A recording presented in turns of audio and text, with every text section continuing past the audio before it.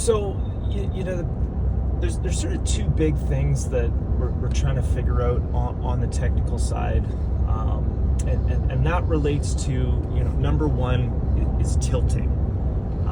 So I'll talk a little bit about that first, and then I'll talk about the number two, which is host rock. What is the good iron-rich host rock that we want to be in that's going to give us the most copper. So number one, tilting. When a porphyry copper system forms, this one in particular formed somewhere off in the Pacific Ocean a couple 100 million years ago. Now when it first formed, this thing would have been pretty much vertical, perfectly upright, a vertical cylinder, and the ore typically, or the mineralization, the copper mineralization is going to form a shell around that cylinder. And a lot of the mineralization is actually going to be around the porphyry stock, the cylindrical stock, in what we call the wall rock. And think of it as an inverted cup of copper sitting on top of that cylinder.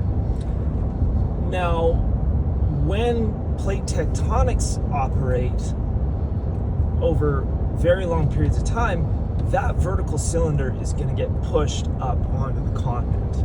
And it's kind of like a train wreck, and the train cars are going to kind of get sort of turned and tilted all different ways, and you're going to get tilting and rotation. And so we know pretty much with 100% certainty that we're dealing with a porphyry copper system which has been tilted to some degree.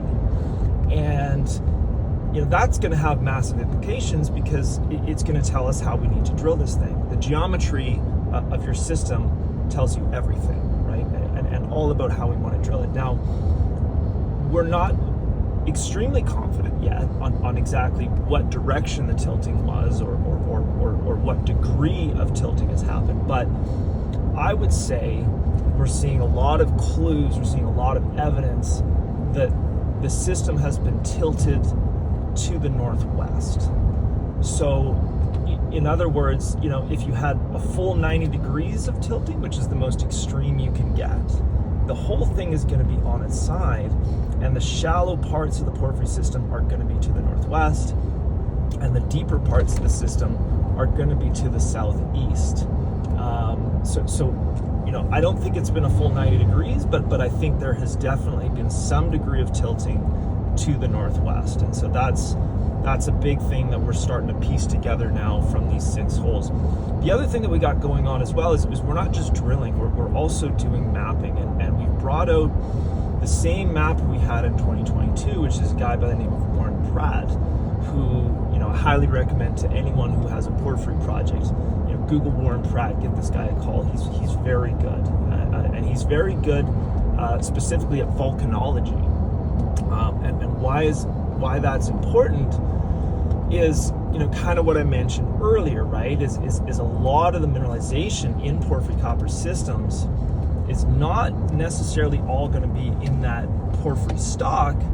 It's going to be in the wall rock around it. And what you really, really want in these systems is you want iron-rich wall rock.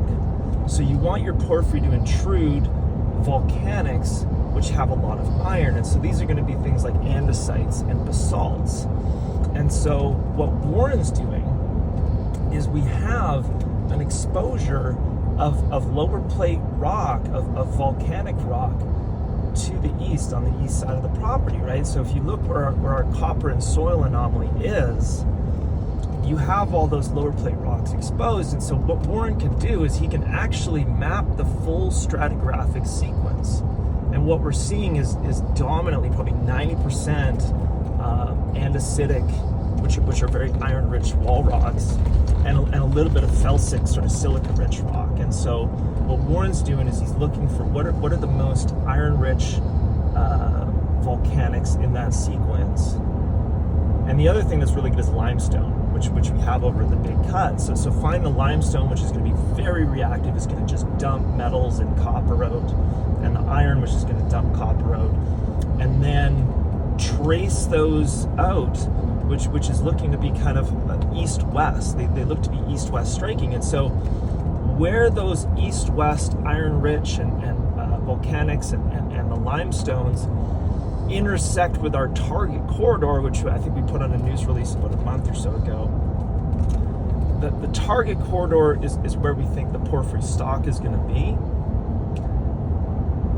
So where those really, really good reactive host rocks strike and project into our target corridor, I think is ultimately going to be where the highest concentration of copper and metals is going to be. So that's, on a high level, some of the technical things that we're starting to see and starting to put together from this drilling. Thank you.